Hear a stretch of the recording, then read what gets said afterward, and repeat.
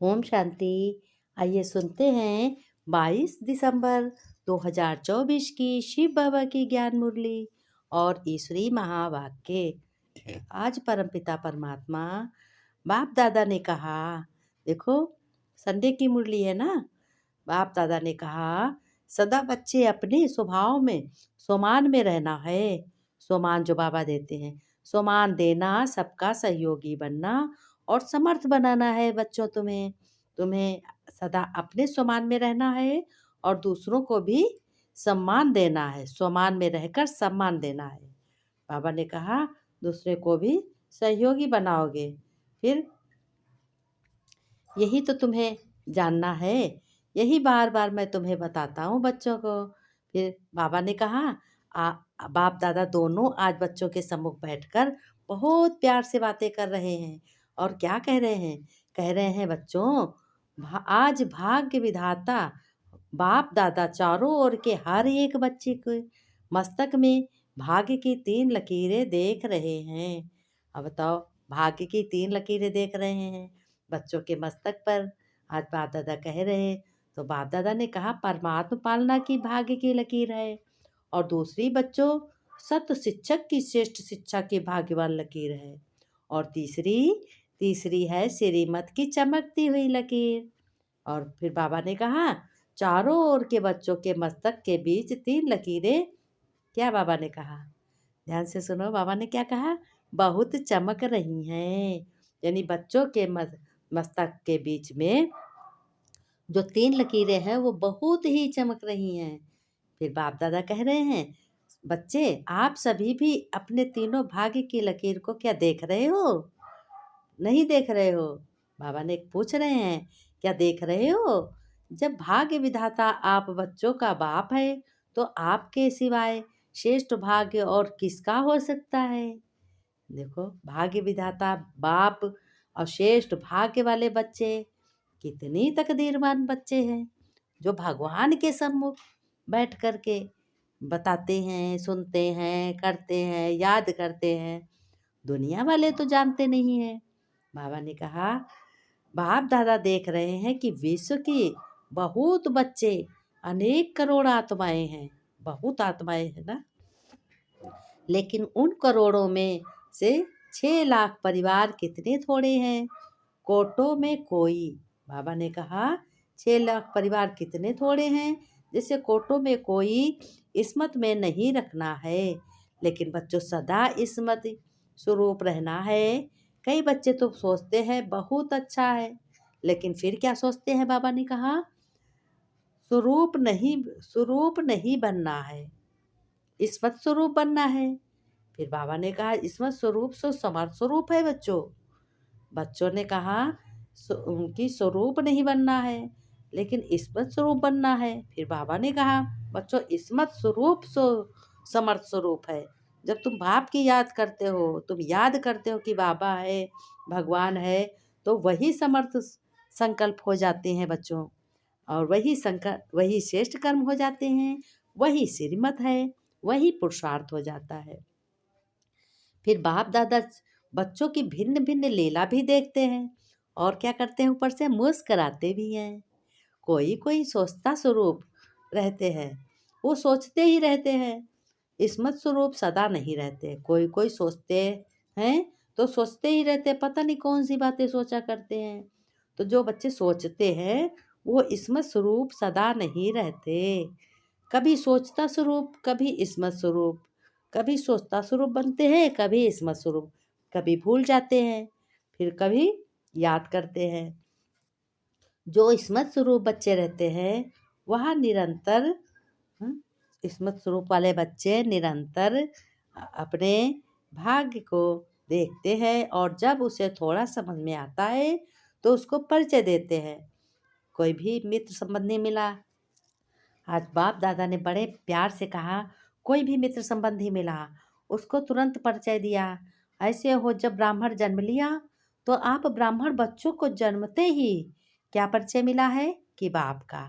आप कौन हो? आप एक आत्मा हो। आत्मा का पाठ पक्का कराओ। आत्मा का पाठ ये पहला पाठ है, पक्का कराया गया ना। तो यह पहला परिचय नेचुरल नेचर बन जाए कि हम देह नहीं, हम आत्मा है। शरीर से कर्म करवाने वाली मैं आत्मा हूँ और परमपिता परमात्मा शिव की संतान हूँ। नेचर नेचुरल और निरंतर रहती है क्या? याद करना नहीं पड़ता है? बाप दादा घुमा घुमा के पूछ रहे हैं। कहते हैं क्या बच्चों, नेचर और निरंतर रहती है, याद करना नहीं पड़ता क्या? कि अपने आप ही आता है कि बहुत मुश्किल से कर आता है याद करना? ऐसे ब्राह्मण बच्चों कि अब समय प्रमाण देही अभिमानी स्टेज स्टेज नेचुरल हो। बाबा ने कहा देही अभिमानी स्टेज छोड़ दो। कई बच्चों की है सोचना नहीं पड़ता, इसमत स्वरूप हैं, अब निरंतर इसमत स्वरूप बनते हैं। कई बच्चों को बाबा ने कहा सोचना नहीं पड़ता है, उनको आपे ही याद आ जाता है। प्रकृति द्वारा समस्या पर स्थित आपके स्वस्थित के आगे कुछ भी नहीं है बच्चों। बाप दादा ने कहा बच्चों प्रकृति सुख के आगे समस्या कुछ भी नहीं है। आप पिछले कल्प के हो ना। शिव बाबा ने कहा तुम पिछले कल्प के हो। फिर बाप दादा ने कहा बच्चों सोमान में सम्मान देना और सोमान में रहना है। समर्थ बनकर बच्चों तुम्हें समर्थ बनाना है और समर्थ भी बनना है। व्यर्थ की बातों को बच्चों नहीं जाना, कभी भी नहीं जाना। जो आत्मा कमजोर होती है वो व्यर्थ बातों में चली जाती है। जो कमजोर आत्मा है ही कमजोर, उसकी कमजोरी को देखते रहेंगे तो सहयोगी कैसे बनोगे? कैसे बाप का सहयोग दोगे? भगवान का वही सहयोग है जो भगवान का परिचय देना। बाप दादा ने कहा कि सहयोग दो तो दुआएं मिलेगी बच्चों। जब बताओगे दुआएं मिलेंगी। सबसे सहज पुरुषार्थ है और कुछ भी नहीं कर सकते हो बच्चों, तो सबसे सहज पुरुषार्थ है दुआएं दो। और क्या पापा ने बताया? और बताया दुआएं लो। इतनी अच्छी चलन हो। सम्मान दो और महिमा योग्य बनो। सम्मान दोगे बच्चों तो महिमा योग्य बनोगे और सम्मान देने वाला ही सर्व द्वारा माननीय बनते हैं। जो दूसरे को सम्मान देते हैं वो सर्व द्वारा माननीय बनते हैं। बाप दादा ने कहा तुम्हें सम्मान में टिक कर सम्मान देना है तो तुम्हारी उन्नत होती रहेगी। फिर बाप दादा ने क्योंकि दोनों तरफ की विशेषताएं रही, एकता और दृढ़ता की। जहाँ बच्चों एकता है वहाँ पूरे घर बहुत अच्छा है, सुंदर संस्कार होंगे। घर में काम काज भी बहुत अच्छा लगेगा। इसलिए एकता और दृढ़ता है वहाँ एक वर्ष के बजाय एक मास वर्ष के समान है। जहाँ एकता है और दृढ़ता है, जब अपने भाइयों भाइयों में एकता होती है, घर में स्त्रियों में एकता होती है, बच्चों में एकता होती है, तो क्या होता है? तो घर स्वर्ग के समान बन जाता है। बाप दादा ने कहा तो मालूम ही नहीं होता है एक वर्ष कितनी जल्दी गुजर गया। सुना गुजरात और बॉम्बे से। बाप दादा ने कहा कि बहुत जल्दी गुजर जाता है। अभी बच्चों सेकंड में ज्ञान सूर्य की स्थिति में स्थित हो। कैसे स्थित हो गए? ज्ञान सूर्य की किरणें मुझ पे पड़ रही हैं और मैं मास्टर ज्ञान सूर्य हूँ। फिर शिव बाबा ने कहा स्थित हो चारों ओर के भयभीत हलचल वाली आत्माओं को सर्वशक्तियों की किरणें फैलाओ कि मैं मास्टर सर्वशक्तिमान का बच्चा हूँ। मैं मास्टर सर्वशक्तिमान हूँ और सूर्य की तरह किरणें सभी के ऊपर पड़ रही हैं। जो भी दुखी है वो भी जो भी दुखी है वो भी अच्छा बन जाएगा। बाप दादा ने कहा पहुँच गई। दूर बैठे भी बाप दादा के दिल तक नसीन है। तो आप सबको जिन्होंने भी कहा है ना याद देना, तो बाबा के पास पहुंच गई। याद बहू बाबा के पास पहुंच गई। यही बच्चों का प्यार और बाप का प्यार बच्चों को उड़ा रहा है। इतना प्यार होता है, यही तो प्यार उड़ा रहा है। बाप दादा ने कहा बच्चों तुम्हें एकता और दृढ़ता का संगठन बहुत पक्का करना है। ऐसे आदि सेवा के रत्नों को बढ़ाना है। सेवा तो बढ़नी ही है बच्चों। जो संगठन की शक्ति जो चाहे वह कर सकती है।